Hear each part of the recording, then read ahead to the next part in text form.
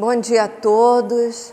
É uma felicidade muito grande estar de volta aqui ao trabalho de uma reunião pública, vendo tantos corações amigos.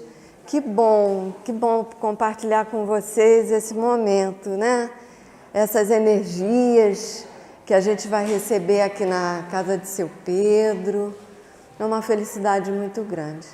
Que Deus nos abençoe no dia de hoje, que nós possamos estar conectados a esses espíritos amigos, trabalhadores da nossa casa, que preparam a reunião com tanto carinho, trazendo para cada um de nós aquele remedinho que cada um de nós necessita. Então, para o preparo da nossa reunião, eu vou ler aqui no nosso livro Fonte Viva, que é uma psicografia de Chico Xavier, de Emmanuel. Já é nosso conhecido, né? O Fonte Viva, Chico Xavier, Emmanuel, são espíritos amigos que são, assim, carinhosos conosco, que nos orientam a mais. Então, a mensagem do dia de hoje é a número 15, Fraternidade. Nisto todos conhecerão que sois meus discípulos. Não é 17. Ai, desculpe. Eu acho que é 17. É que você soltou aqui e mexeu a página. É, Cristo e nós. Não. Cristo não, pessoa. Não. Na verdade, gente, é a mensagem 17. Cristo e nós. E disse-lhe o Senhor em visão, Ananias, e ele respondeu, eis-me aqui, Senhor. Está em Atos 9, 10. Os homens esperam por Jesus e Jesus espera igualmente pelos homens. Ninguém acredite que o mundo se redima sem almas redimidas. O Mestre, para estender a sublimidade do seu programa salvador, pede braços humanos que o realizem e intensifiquem. Começou o apostolado buscando o concurso de Pedro e André, formando em seguida uma assembleia de 12 companheiros para atacar o serviço da regeneração planetária. E desde o primeiro dia da Boa Nova, convida, insiste e apela junto das almas para que se convertam em instrumentos de sua divina vontade, dando-nos a perceber que a redenção procede do alto, mas não se concretizará entre as criaturas sem a colaboração ativa dos corações de boa vontade. Ainda mesmo quando surge pessoalmente buscando alguém para sua lavoura de luz, qual aconteceu na conversão de Paulo, o Mestre não dispensa a cooperação dos servidores encarnados. Depois de visitar o doutor de Tarso diretamente, procura Ananias, enviando-o a socorrer o novo discípulo. Por que razão Jesus se preocupou em acompanhar o recém-convertido, assistindo-o em pessoa? É que se a humanidade não pode iluminar-se e progredir sem o Cristo não dispensa os homens na obra de soerguimento e sublimação do mundo. Ide e pregai. Eis que vos mando. Resplandeça a vossa luz diante dos homens. A seara é realmente grande, mas poucos são os ceifeiros. Semelhantes afirmativas do Senhor provam a importância por ele atribuída à contribuição humana. Amemos e trabalhemos, purificando e servindo sempre. Onde estiver um seguidor do Evangelho, aí se encontra um mensageiro do amigo celestial para a obra incessante do bem. Cristianismo significa Cristo em nós. Muito bonita, né? Principalmente o exemplo de Ananias, nessa prontidão em aceitar o convite. Então, sejam todos bem-vindos. E agora nós vamos nos unir numa prece, agradecendo a Deus, Deus nosso Pai, que sois todo poder e bondade.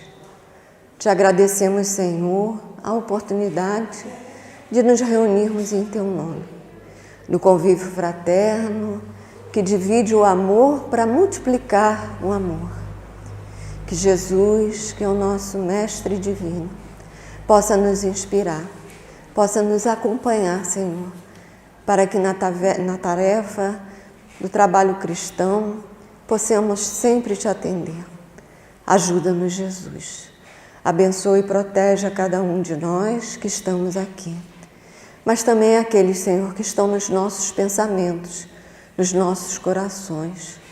Aqueles, Senhor, necessitados que estão pelas ruas, nos hospitais, que o Teu amor, que se expande por toda a humanidade, atenda a cada um. E neste momento, Senhor, em Teu nome, em nome desses amigos queridos, mentores da casa de Seu Pedro e Dona Anaí, e acima de tudo, em nome de Deus, iniciamos a nossa reunião do dia de hoje, rogando ainda, Senhor, a Tua inspiração para o trabalho das nossas irmãs Cláudia, Débora e também do líder Van. Fica com todos nós, hoje e sempre, que assim seja. Amém. Bom dia a todos, que nós possamos estar na paz do Mestre. Para efeito de registro, eu vou ficar a uma distância segura de todos, vou tirar a máscara para que o som seja produzido de forma mais eficiente. Era um sábado e Jesus se deslocava para Jerusalém quando passou na região de Betsaida por um tanque em que rezava a tradição que um anjo deixava, sobre aquelas águas suas bênçãos, e quando as águas estivessem plenamente paradas, aquele que primeiro mergulhasse lá ficaria curado de seus males. E isso fazia com que uma verdadeira multidão, de pessoas com as mais diferentes enfermidades se posicionasse lá, esperando o momento de entrar na água em busca da cura. Jesus, passando em direção a Jerusalém, subindo, se deparou com um homem que há 38 anos estava doente, estava paralítico, deitado, numa maca. E Jesus pergunta a ele se ele queria se curar. E ele lhe explica, que há 38 anos estava assim, mas que todas as vezes que ele queria mergulhar na água, como ele não se deslocava, alguém mergulhava primeiro e ele nunca tinha chance. E Jesus, com a serenidade de sempre, diz a ele: você quer ficar bom? Então, levanta, pega a sua cama e anda. E ele se levanta e fica bom. E Jesus segue. Tem aquela multidão perguntando quem o curara e ele não consegue identificar porque Jesus já tinha se afastado. Aí, mais à frente, Jesus está no templo e esse homem que foi curado se aproxima e Jesus diz a ele, como muitas vezes dizia, que ele cuidasse, de não voltar a pecar para que não ficasse doente, ou que algo pior não acontecesse. E aí de pronto fez uma celeuma, porque era um sábado e Jesus tinha curado um paralítico no sábado, e os judeus os mais radicais começaram o movimento de confrontar, de perseguir Jesus. E Jesus, com aquela sua autoridade típica, falou uma frase que para nós é extraordinária, que ele diz: que o Pai trabalha até agora e eu trabalho também. Naturalmente, essa era uma conduta que afrontava todas as expectativas daquelas pessoas apegadas ao formalismo, e não houve naqueles corações um espaço para pensar no que de fato tinha acontecido. Alguém que estava há 38 anos prisioneiro de uma doença horrível tinha ficado bom. Essa parte não entrou no script. O que entrou na verdade foi que era um sábado e por que ele foi curar o paralítico no sábado? Não podia. Mais adiante, né, e isso está registrado no Evangelho de João, no capítulo 5, aproximadamente versículo 17, essa história do paralítico, né, de Betsaida, nós encontramos no Evangelho de Mateus, no capítulo 10, e vai aí uma longa descrição, quando Jesus, na verdade, conversa com seus 12 discípulos, esses 12 que Susana inspiradamente aventou aí na mensagem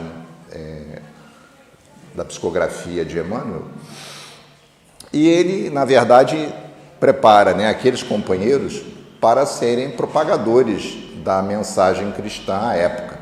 Paulo só viria bem mais tarde. E nessa situação tem uma frase muito interessante que Jesus diz a eles, entre outras coisas, né, que eles não temessem aqueles que pudessem matar os corpos, mas que temessem, porque não poderiam matar-lhe as almas, né, mas que eles se preocupassem com aquilo que poderia mandar o corpo e a alma para o inferno, alertando, né, de que aquela tarefa a que eles estavam sendo indicados não era uma tarefa simples, mas que era um desafio, né, deles viverem segundo a perspectiva que o Cristo lhes ensinara, exemplificando esses valores num contexto em que as pessoas não estavam, muitas vezes, sensibilizadas ou preparadas para isso. E lá no versículo 34, quase ao final, né, ele diz para eles, né, em relação à missão, né, que ele não vinha trazer a paz, mas vinha trazer a espada. E que haveria divisão em todos os lares, né, ou em cada lar, onde lá aqueles que seriam os familiares se tornariam inimigos, né? Quando a gente lê essa discussão na estranha moral do Evangelho segundo o Espiritismo, os Espíritos têm o cuidado, né, de explicar que Jesus era um pacifista por natureza e de forma nenhuma seria um indivíduo propagador de uma teoria belicista ou de que estimularia o conflito e a briga. Mas o que ele quis mostrar, na verdade, é que a posição a que todos os cristãos se submetem é uma posição natural de desacordo com muitas das regras e práticas e condutas sociais, inclusive as que estão dentro de nós mesmos enraizadas. É essa a divisão a que Jesus diz. Divisão essa que nem mesmo o lar escapa de enfrentar, quando encontramos em cada um dos que compõem uma família, apesar dos vínculos afetivos, dissensões de opinião, de ponto de vista, de escolha de valores, de condutas, né? Essa é a divisão a que Jesus fala. E todas as vezes, né, que essa divisão se manifesta, em nome do esclarecimento, de uma certa forma estamos cumprindo aquilo que Jesus profetizou em relação aos seus 12 discípulos. Nosso tema de hoje é sobre sair da zona de conforto. A palavra conforto, né, dessa maneira, ela advém do latim antigo, confortare, que era, na verdade, dar forças a alguém. Então, confortar é dar forças. Trazer conforto significava, naquela época, aumentar as forças, ajudar, auxiliar, né? E nesse sentido do latim, essa ideia de confortabilidade vai até o francês da Idade Média mais para frente. Mais recentemente, lá para o final do século XVI, XVII, século XVIII, a língua inglesa trabalha o substantivo comfort, né, que é o conforto. E esse comfort é aquilo que parece vir muito mais fortemente para os nossos dias. Muito embora a gente diga assim, eu estava muito triste e você veio conversar comigo, me confortou muito. Muitas vezes as pessoas pensam nesse confortar como me colocar, né, numa região macia, né, de conforto físico. Esse sentido de conforto, né, eu sento numa cadeira, é muito confortável.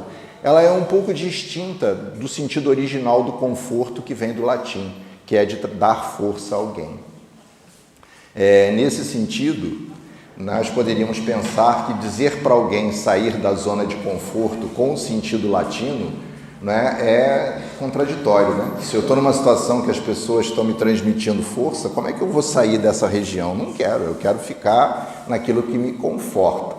Mas no sentido moderno, e que muito nos influencia, conforto está associado, né, a um ambiente, a um contexto, a um móvel, né, uma relação em que eu não sofro, em que eu não tenho ansiedade nem sofrimento.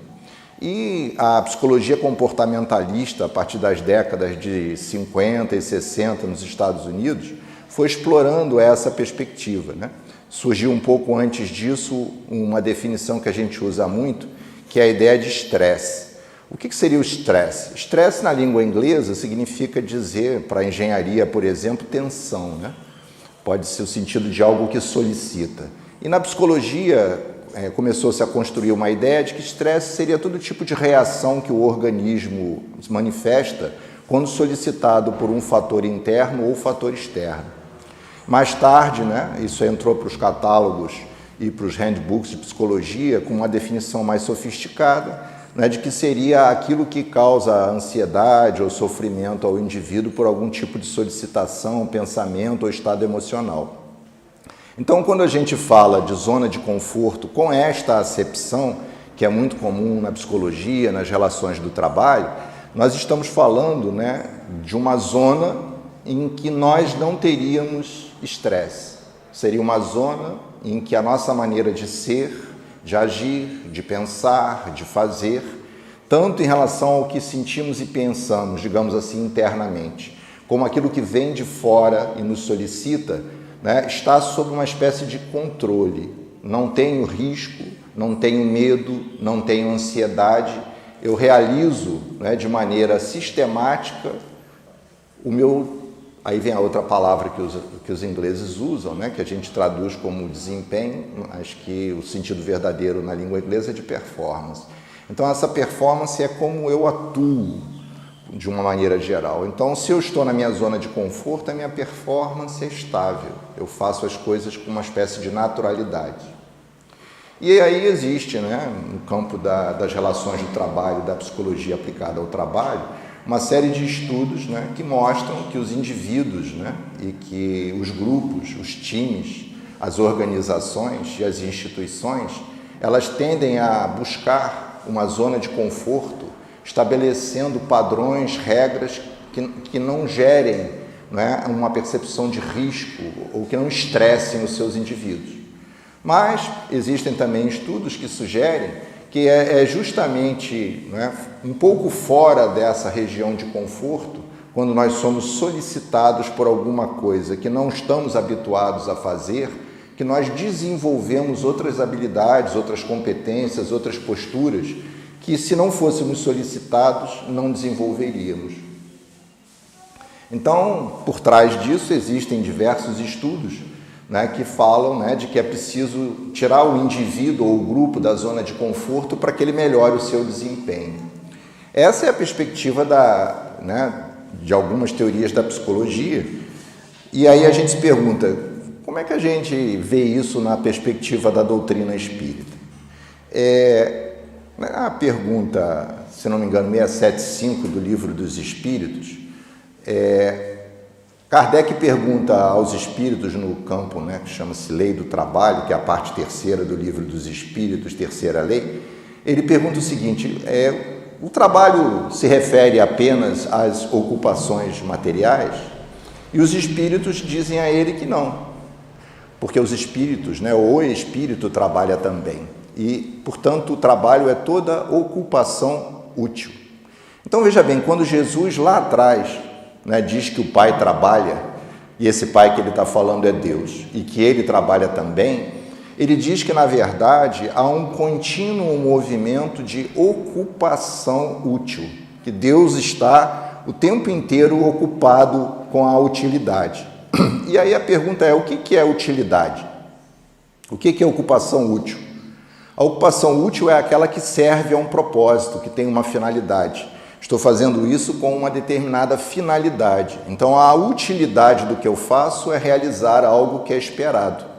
E, geralmente, a utilidade, ela preside a nossa intenção. Eu vou fazer isso para lograr aquele resultado. Então, quando Jesus trabalha, ele trabalha, né, realizando uma ocupação útil no seu grau de entendimento. Por quê? Porque ele atua sobre aquele paralítico, né, com a intenção de que ele logre a sua cura. Ele atua escandalizando aquelas pessoas para que elas, né, com essa ação, alcancem um outro patamar de conhecimento. Essa perspectiva nos mostra que nós, como espíritos, seguindo a luz, né, do que Jesus colocou, devemos trabalhar sempre.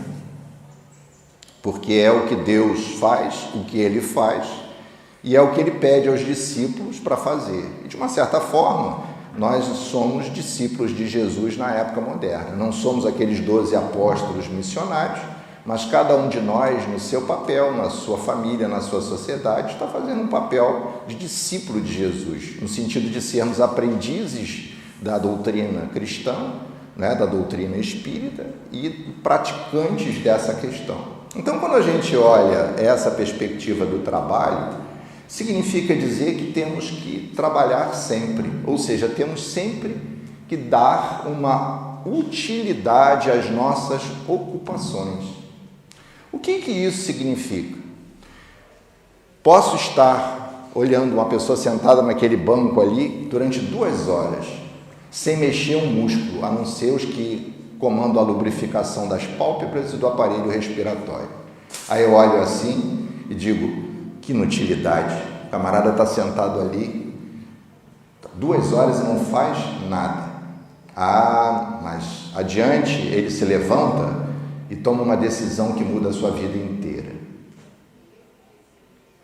Ele estava parado inutilmente ou ele estava preparando, projetando, se organizando para tomar uma decisão de alto porte? Não podemos analisar as ações superficialmente. E mesmo quando aparentemente nada acontece, pode ser que coisas muito profundas estejam acontecendo. O contrário também é verdadeiro. A gente pode estar numa imensa agitação cuja utilidade seja muito reduzida. Isso mostra que o sentido do trabalho vai ser sempre construído de acordo com o nosso nível de consciência das nossas escolhas. Mas o trabalho, ele geralmente nos desafia à mudança. E, em geral, usando essa nomenclatura que é contemporânea, quando nós nos acomodamos, ficamos no mesmo cômodo, no mesmo espaço, no mesmo compartimento das nossas emoções, muito frequentemente o fazemos porque não estamos querendo enfrentar aspectos que nos aguardam e que nós não estamos, propensos a trabalhar. E aí estamos falhando com a utilidade, porque estamos deixando de trabalhar aquilo que é necessário. No livro Conflitos Existenciais, a nossa querida mentora Joana de Ângeles discute no seu primeiro capítulo, onde trabalha com fugas, e a questão do esvaziamento existencial, fugas psicológicas é o título. Ela diz o seguinte, que todos nós somos espíritos que estamos encarnados com compromissos para desenvolver nossos potenciais, a nossa inteligência nas suas diversas manifestações, as nossas emoções, porque nós somos um ser que sempre pode evoluir. E como é que isso se dá? Através dos desafios.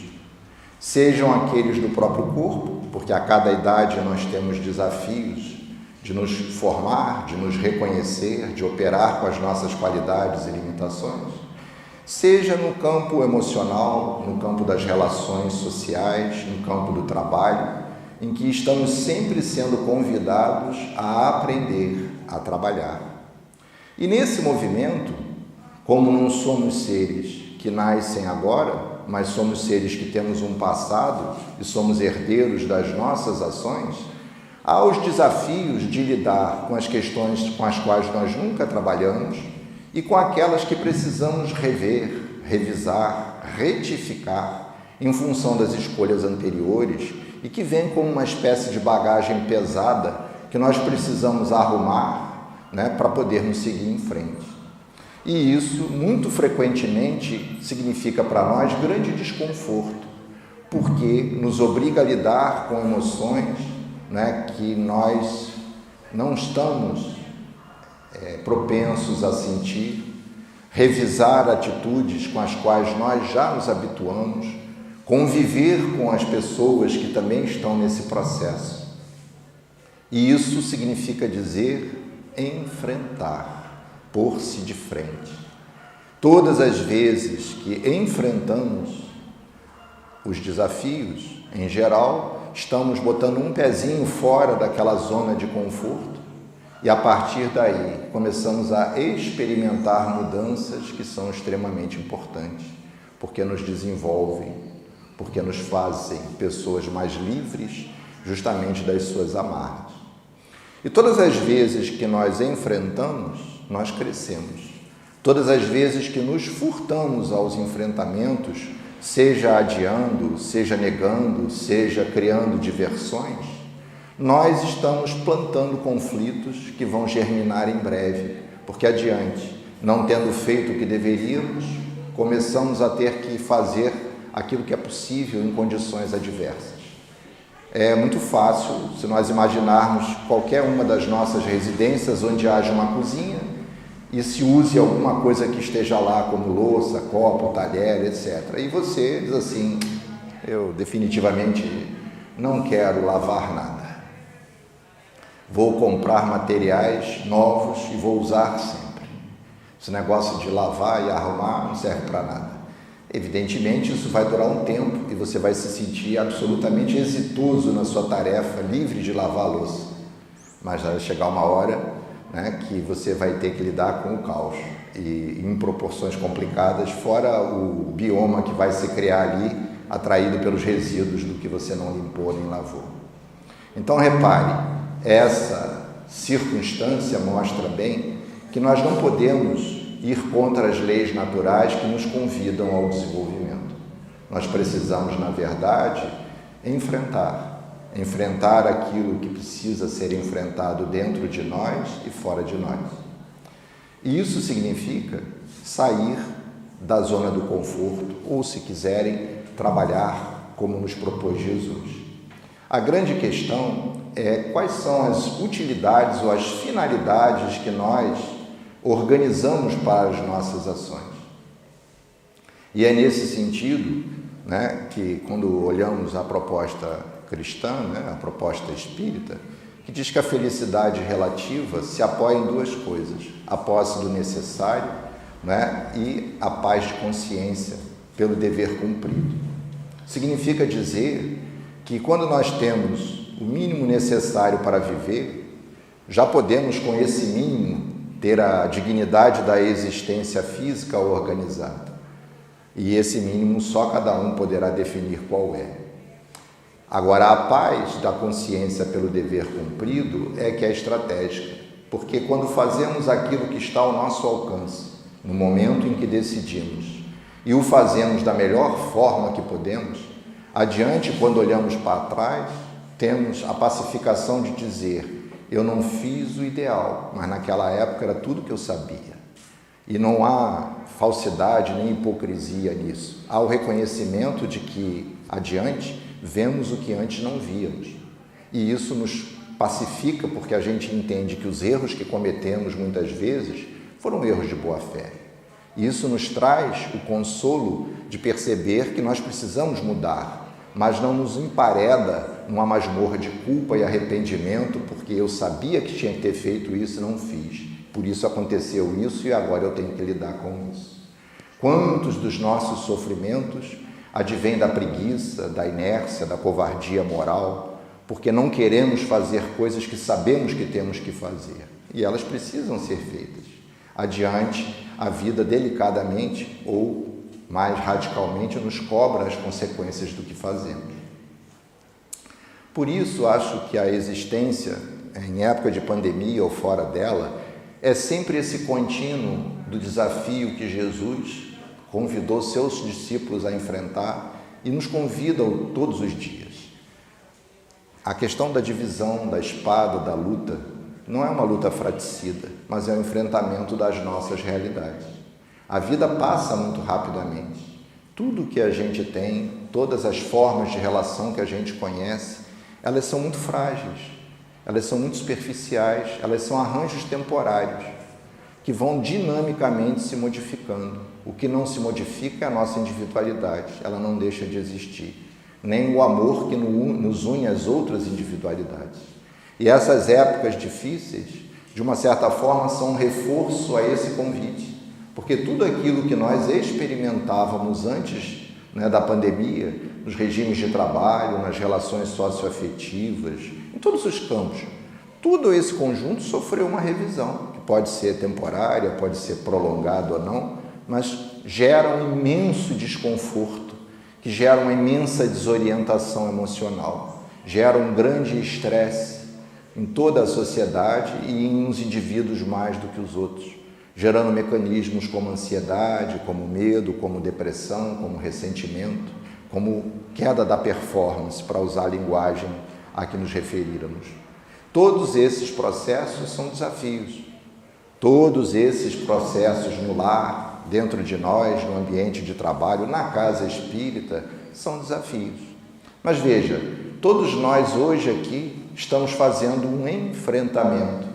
Nós saímos de nossas casas, viemos para cá, de uma maneira diferente do que estávamos habituados e que para nós era tão reconfortante, mas estamos usufruindo desse momento, das escolhas que nós fizemos.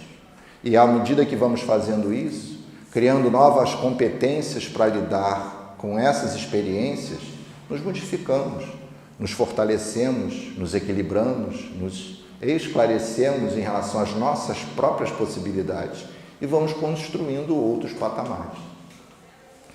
Essa talvez seja a grande proposta da doutrina espírita, né, para interpretar esse jargão do sair da zona de conforto. Não é absolutamente abrir mão daquilo que nos dá forças, mas é justamente buscar aquilo que nos dá forças verdadeiras para o nosso objetivo existencial. E à medida que fazemos isso, mesmo fazendo os enfrentamentos, lidando com o estresse, com o sofrimento, com o medo, com o risco, nós avançamos. E não há outra forma, né? Não há outra forma de nós buscarmos patamares melhores, né? Que no ambiente da psicologia do trabalho se chama de outro patamar de conforto, né? Que é sair de um estado e ir para o outro. Joana de Ângeles, também no livro Conflitos Existenciais, diz que o estado, né, da felicidade é transitar de um estado de equilíbrio para o outro sem desarmonia. Então, eu estou harmonizado no modelo de relações e ele precisa mudar. Eu avanço, mas eu avanço para um outro estado mais desenvolvido, fazendo enfrentamentos, mas sem me desarmonizar, sem me perturbar. E, em geral, quando nós saímos de um estado para o outro e não conseguimos essa harmonia, quase sempre estamos infelizes ou adoecemos, porque nos perturbamos no enfrentamento dessas mudanças. E para finalizar, temos sempre, né, a nosso favor a providência divina, os amigos espirituais, os conceitos que já desenvolvemos, que são ferramentas para operacionalizar, para instrumentar esses enfrentamentos. Isso não é uma loucura, um devaneio, um mergulho no escuro. É uma caminhada corajosa, mas orientada, pensada, refletida e, sobretudo, é uma caminhada solidária, porque nós nunca estamos sozinhos. E, frequentemente, quando não nos apercebemos de que não estamos sozinhos, achando que estamos sozinhos, que estamos fracos, que estamos cansados, caídos, nós nos entregamos e voltamos para o estado de conforto, que na verdade nos aprisiona ao invés de nos dar esse conforto verdadeiro. É em torno disso que nós ficamos. Muito obrigado, estejamos na paz do Mestre. Bom dia a todos. Eis-nos aqui mais uma vez, dentre muitas da que já visitei esta casa de puro amor e caridade. Mas desta vez está diferente. O ar, o espaço, a disposição, o comportamento e os porquês de nossas presenças também. Uns agradecem por terem vindo andando, sós, outros por estarem com seus companheiros de jornada, outros para orarem por aqueles que já estão do outro lado, nesta temporada tão difícil que o mundo atravessa. Mas um só é o objetivo, o amor. Este sentimento que só une, comemora, regozija, inflama. Este sentimento que Jesus veio mostrar que é só deixar desabrochar, mesmo neste período com tantas perdas e doenças. Estou feliz por todos, pelo esforço de que aqui estarem, por si, pela família ou pelo outro que nem conhecemos. Animemos nossas vidas, levantemos nossos pensamentos ao mais alto, apesar de tudo que nos rodeia. Aqui estarei sempre, rogando por esta casa e todas que são geradoras do amor puro de Jesus. Amigo seu. Amigos, que a graça do Mestre Jesus encha os seus corações das bênçãos de amor. O amor de Deus rege a existência de todo o universo. Na harmonia da criação, tudo é ordem e todas as criaturas seguem seus caminhos de progresso para as trilhas sugeridas pelo Pai. O Mestre Jesus veio ao mundo mostrar a toda a humanidade as notícias da harmonia do Reino de Deus, ensinando que é este amor o caminho para o Espírito conhecer a perfeição. Mas como entender o amor de Deus em um mundo com tantas dificuldades e desigualdades? Surgem as dúvidas em nossos corações quando sofremos. A pergunta que lhes faço, amigos, é sobre que questões a sua atenção se dedica a analisar. Sua preocupação detalha as dificuldades e vicissitudes ou procura dedicar-se a procurar as oportunidades que Deus nos oferece?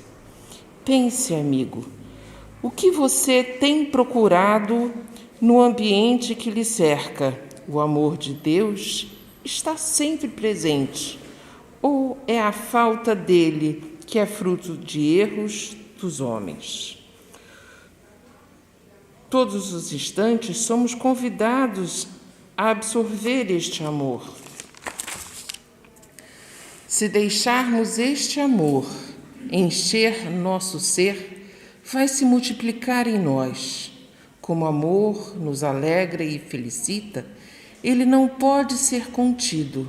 Naturalmente, ele se expande e sai de nós, dividindo com os que nos cercam o amor que mora em nós.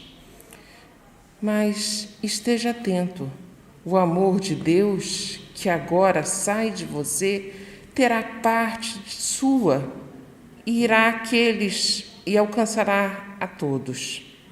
Pense, amigo, onde está a atenção? Onde sua atenção ocupa seu tempo? Na tristeza e na inoperância da ignorância ou no amor de Deus que é o caminho de algo melhor? Procura a cada dia o Mestre Jesus e ele vai lhe contar na intimidade onde o amor do Pai lhe espera. Que a paz do Mestre os inspire. Bem, temos então muito material para refletir, né? Também para nos confortar, nos auxiliar na nossa caminhada. Então, neste momento, vamos fechar os nossos olhos, vamos nos sentir envolvidos por essa atmosfera de amor, de proteção e agradecer ao Pai. Pai nosso que estás nos céus, santificado seja o vosso nome. Venha a nós o vosso reino, seja feita a vossa vontade, assim na terra como nos céus. O pão nosso de cada dia nos dai hoje. Nos perdoa as nossas ofensas, assim como nós perdoamos aqueles que nos têm ofendido. Mas livra-nos todo mal, hoje e sempre. Senhor, te agradecemos a oportunidade do encontro, tudo que recebemos na manhã de hoje. Mas ainda te pedimos, Pai, acompanha-nos até os nossos lares e que essas bênçãos que recebemos tão profusamente se espalhem sobre toda a terra. Abençoa todos nós e é em teu nome, Pai, em nome de Jesus, em nome desses amigos espirituais da casa de seu Pedro e Dona Nair, que encerramos a nossa reunião na manhã de hoje. Em teu nome, Pai, assim seja. Amém.